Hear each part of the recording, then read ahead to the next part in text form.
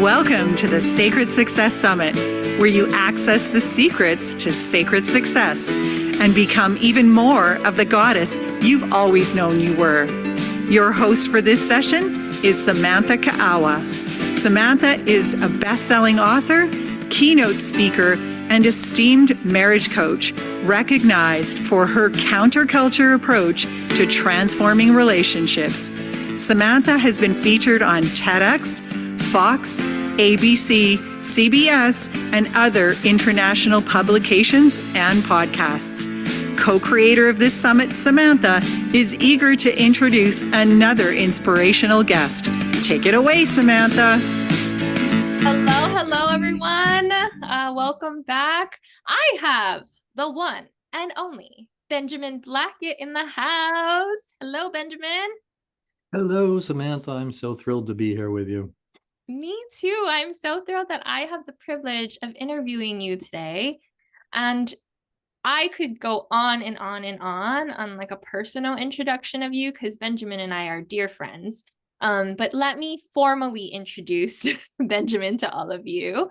And then I can go ahead and praise him all I want after this. Okay, so Benjamin Blackett is the founder of A Creative Healing Place, a life mastery consultant, and TranscenDance Facilitator. Benjamin has shared the stage with Mary Morrissey and Jack Canfield. His greatest passion is leading women ages 30 to 55 who are feeling stuck in relationships or professional lives through proven and repeatable steps, empowering them to live vibrant, abundant, and love-filled lives. Now, he is on a mission to help 1 million people live empowered lives that help spread peace throughout the world by 2023. Well, I lied. 2033. I saw 23, but it's 2033. I was like, that was last year, Benjamin. Not that fast. Yeah, you already did it. It's done. It's done. Yes. Well, welcome, Benjamin. So great to have you here. It's amazing. Why, thank you, Samantha. Thank you. And I want to start with saying how honored and privileged I feel to be invited to this beautiful summit. And listening to everybody else that I've listened to today, I know I'm in a high class of quality people. Yes. Oh my goodness. The speakers have been phenomenal today, and including yourself. I know so because I know you. So we're just going to wow them right now. Benjamin, before we go into some of the mind shifts that you're going to help create for our audience, tell us how you got into what you're doing right now. Tell us a little bit of your background and your story. So I have been a life coach for a little while, and I was listening to my introduction, and I'm thinking, working with women, and here I am, a man. Why am I doing this? Yeah, tell us. For this reason, and it is that the opposite of patriarchy is not matriarchy. It is equality with freedom for all. Okay, wait, let's pause and really let that sink in. Say that one more time, like repeat that, please. Sure, absolutely. The opposite of patriarchy is not matriarchy. Yes. The reason that's so is because it's equality with freedom for all. Oh, that's so beautiful. And that is such a beautiful way to kind of presence what you do and the work that you do in the world. So tell us a little bit. I want to hear your background in regards to why you're so passionate about working with women and helping really create this equality and in the system in society. So to start with, I think the beginning of it starts from when I was a little kid, and I grew up in a home that was not very safe at all. Mm-hmm. And I grew up in a home where I had a very difficult relationship with my mother. She was my sacred friend in many, many, many, many ways. And it was probably true that if it had been just her and I at it, I probably would not be here to talk about this today. And during that process, I grew up, and my dad saved my life probably again and again and again. And so as such, he ended up being my hero Mm-hmm. while I was growing up. And yet, even though that's true, there's a piece of me still that has a hard time really being at ease with the fact that he was the person who was a monster to two of my sisters. And so there's been this struggle thing, but it's really been only within the past year. I have been being a life mastery consultant now for 7+ years. Wow. And, people talk about that you got to clear about your avatar and know who that is to really figure out who it is. But the thing Mm-hmm. is that I thought I wanted to work with women. Now I grew up with women around me mostly. I had 3 sisters, no brothers. Yeah. My dad's mother passed when father passed when he was 4 years old. So he was brought up by women. So I was brought up in the environment where women are around. Mm-hmm. I have always felt safest with them. But it Yeah. took me until I could get to a place where I could get some, I think I would say forgiveness, Mm-hmm. to understand that even though the difficulty of all of that conglomeration of stuff from childhood was as difficult it was and painful as it was, it's okay for me to be the person who I say I am. And I Yeah. really got clear that it's just, I want to lift women up. And I was hearing Candace say, not to be, we don't want to have we have a tendency to be superheroes and we burn ourselves out with this, to be the superheroes that they are though, but with love and compassion towards themselves. Yes. Because here's the thing, I think the whole thing about doing this work to begin with, being a life coach, is to help people live their dreams as full and freely as they possibly can. And the reason to do that is so that there's world peace. Mm-hmm. Absolutely. I feel like that is the ultimate goal, right? Even my mission comes together knowing that if they just do this one thing, we can have more peace in this world, which is ultimately a really huge mission for all of us. And I love that. And something I know about you, Benjamin, that I want to share with our audience is that, and they may not be able to experience that here through Zoom and through this short conversation that we're having. But Benjamin, we talk about as women, and I love how you shared that quote earlier with us, because the opposite of patriarchy isn't matriarchy. So it isn't like this like rah go women, like, and we're going to take over the world now because men were taking over so much before this. What you create for, I wouldn't say just women, what you create is a safe space, right? And you're able to do that because you have such compassion for women and you see them in their glory, in their power, in their beauty, in such a way that is so divine feminine. I've once told you, I think, or multiple times have told you how beautiful your the harmony of your divine and masculine energy, like divine feminine and divine masculine energy, like how beautiful that you present that. And I feel like that's really what we need in this world, is creating this safe space for women, not to rise up and be the power, but to stay in that divine feminine energy and hold space for that. And what you do is you create that safe space for women to heal from the divine from the masculine energy that may have hurt them in the past, right? And you held that, it sounds like you held that space for your sisters growing up. And that's really part of your story. It is actually. I mean, really, when we get right down to it, it's not only holding space for them, but for many women. So here's the thing. I started coaching and I was doing this work as a coach. And it wasn't until I was working for a while and this one woman said, and I've never said this to anybody else before, and she talked about sexual trauma from her past. And I'm like, oh, right. Even before I started coaching, those are the people who I have been helping. Like way before that, women just, it's like they flock to me. I don't even know, like, to me, I don't even know how it happens. I don't know what that. That's your genius. It's just in you. Yes. And as the person with that being in me, I'm seeing, like, what is, it comes, and I'm like, okay, so I give in that way, Right. you Right. know?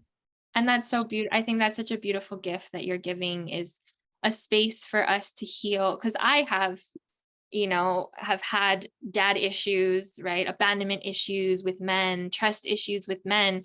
And what I've experienced with you is that you create the safety for me to have a different perspective, to have a healing experience with men, and for you, like, you hold that space so beautifully, and you give us hope that there are men out like you out there. So thank you for that, Benjamin. It's my pleasure, and thank you for seeing that and declaring that, because I feel that, Yeah. and Yes. it is an honor and privilege to be this person. So, Thank you. So I and want us to go into the first paradigm shift, this mind shift that you want to share with our audience today around your topic, which we didn't even share that yet, is "You're amazing. Stop letting men hold you back." And that's a declaration that you made to the women here watching. So tell us, what is your first paradigm shift? well, so there's one that the idea that many women have this idea that they're responsible for men's emotional well-being. Ooh, that is such a subconscious but very prevalent belief. Can anyone relate, whether it's men or not, like, are you aware, who in the chat, who here are aware of you taking responsibility for other people's feelings, right? Are you worried? Do you worry about hurting someone else? Do you worry about, yes, I used to be responsible for everyone. Yes, yes, yes. Yeah. Do you worry about how your actions and your words and anything, your beingness affects others? Yes, Right. yes, absolutely. Yeah. So tell us more, Benjamin. Well, the thing with that is, so here's the thing. I mean, I take people through 10 steps to help them get through, specifically from a place where they're feeling any kind of despair that you mentioned, and getting them to a place where they really love their life. And in the process, we go through the uncovering, unveiling, if you will, of these things. So an Yeah. example I have is of a client that I was working with recently, who, again, no sexual trauma or anything, or even trauma from childhood per se, but as a grown adult, her father, who's in recovery from alcoholism, Mhm. uh, and divorced from her mother, was giving all his personal stuff to her. You need to be my clearing board. He was giving her the relationship stuff, which is not appropriate, of course. Right. So he was kind of parentifying this child, and Yes. what is the And word? Like venting and putting on the stress and the strain of the marriage on his child. giving her the responsibility of trying to be the partner that he had lost in Yeah. marriage, Yeah. which is what I would say. And therefore transmitting to her subconsciously that she was responsible for his well-being, Yeah. right? Right. And so, which is not appropriate. But as I've heard in other speakers, it's like she couldn't get to the awareness of that, couldn't get to the realization of that, unless she had a coach to work with her to help her see that. Right. Right. Right. Yeah. So what is it that we need to, so one, we need to become aware when we're taking responsibility for other people, especially men's feelings, right? Mm. Like, and that's how they hold us back, is when we take responsibility for their feelings, what's happening with them, right? So what is it that we need to do, or what is it that, how are we needing to shift our perspective, our belief system? Well, so the very first thing is to be able to notice what we're noticing, so that we can notice any longing and discontent going on inside of us, because she didn't get to that just magically. It came after she started having a vision of what she would love for her life, and really Mm, knowing what the longing and discontent was. And yeah. then it bubbled up, if you will. Like, it Okay. doesn't just happen automatically, Right. it's not like I could go digging, and I don't go digging. I don't go saying, so where is that trauma? And I don't do that. Yeah. I just say, well, let's take these tools, these tools are all heart-centered and love-based to Right. begin with.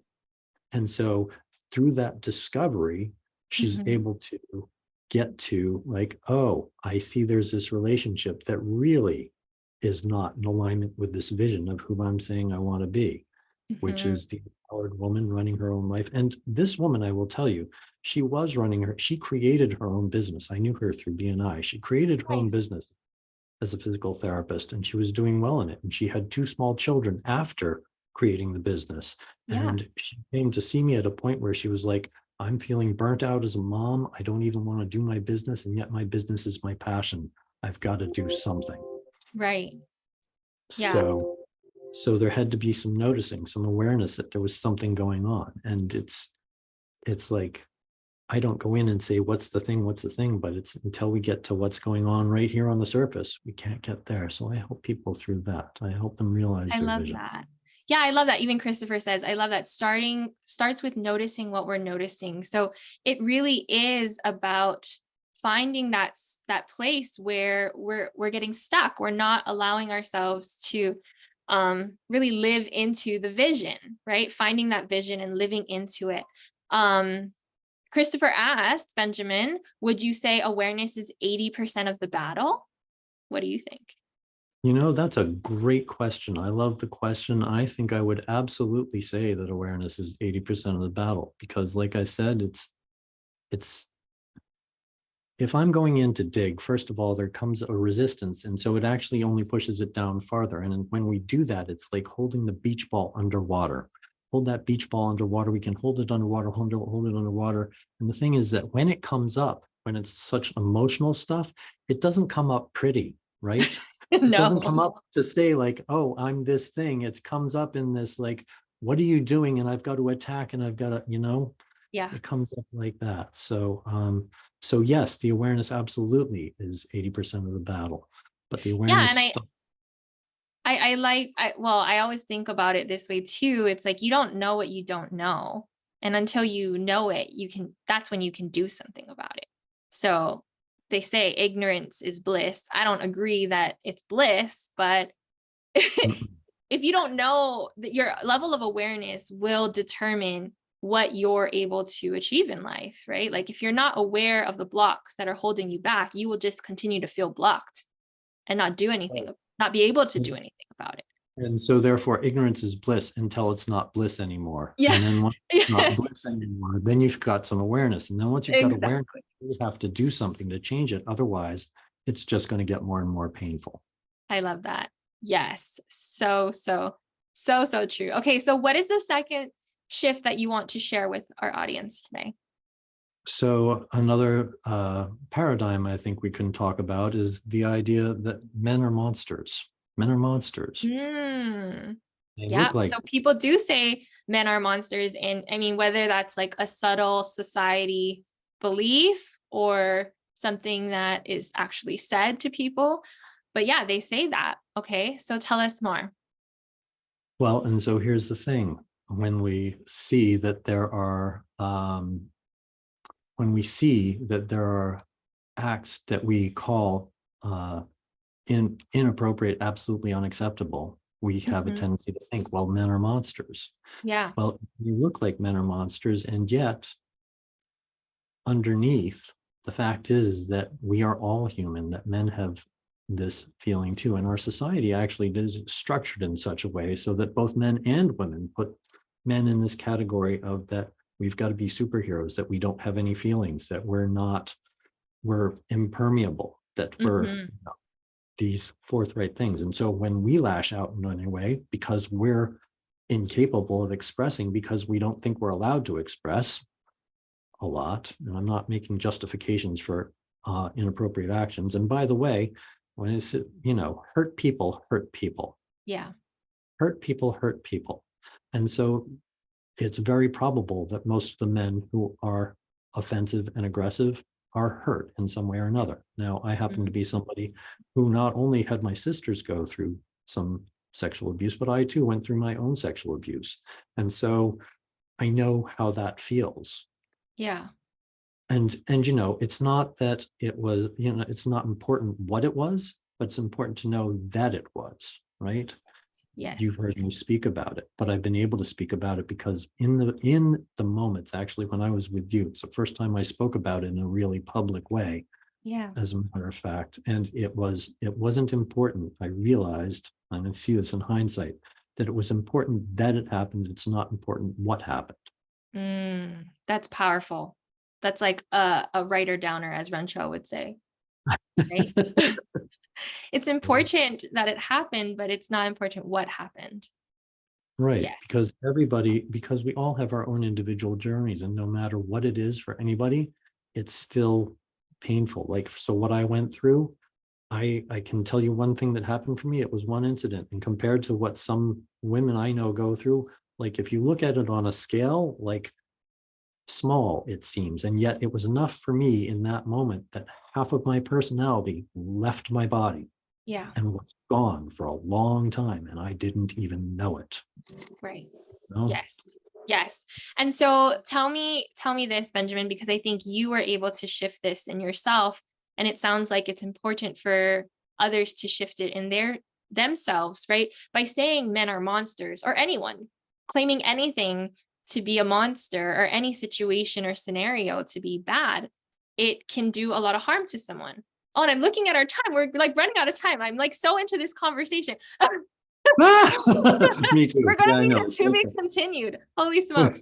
Okay, well, really quickly, the question is like, what did it do for you to shift that perception of like blank are monsters, right? To no longer seeing it that way. How did it help you open your life up? So there's a whole way of being able to step into this idea, and all coaches say this: we are all one. We are divine. We're connected to divine source. There is, and all religions teach this. Everything spiritual says we are one, and the only one, whatever that one you want to call it, is love. It helped me to really know that that's true, like to know through all my being. Connect to that higher source, to connect to that higher part of yourself. By removing that label of monster, it helped to open up access to a higher truth. That's what I'm hearing. As soon as we say anybody's anything that's negative, whether it's monster or any other label, we're seeing separation. And any separation does not bring our unification of that one. And so I love that so much. Okay. I know we're short on time, so you guys are going to have to come back and follow Benjamin in all places to find out that third mind shift, because I have gifts to give. We have gifts to give you. Benjamin has gifts. So he has an abundance affirmation audio meditation that he wants to share with all of you, so we can unlock and open up access to more success for us women. Can you share a little bit about that, Benjamin? Well, the very first thing about that is that it's about coming to a little place of self-loving. It helps open up awareness just by the very fact that it says, I am worthy, I am worthy, I'm worthy. Because if we've got messages going on saying we're not worthy, we're putting in affirmations that's saying I'm worthy, then we might at least start to have the question, well, am I really worthy? And that begins to unblock. That's the beginning of the unblock. I love it. Okay. And then also really quickly, you have a VIP gift for VIP ticket holders, which is a TranscenDance 6-pack plus a private Love Your Life session. Tell us a little bit, like 20 seconds. So the thing is that our issues get stored in our tissues, and TranscenDance is a medicine movement that helps unblock that. So I really firmly believe that as far as a cleaning out, and that's 6 classes, and also the Love Your Life session, so that you can get some clarity about exactly where you are and where it is you would like to go. And that's a value altogether of about $650. And I love that. So definitely go get your VIP ticket. If you don't have it, or get your gifts, go ahead and we also have a charity. So go ahead and donate to the charity that we are supporting. And then final words of wisdom, Benjamin, go. Remember, the opposite of patriarchy is not matriarchy. It is equality with freedom for all. So awesome. Thank you, everyone. Thank you. Thank you for joining us for another amazing session on the Sacred Success Summit.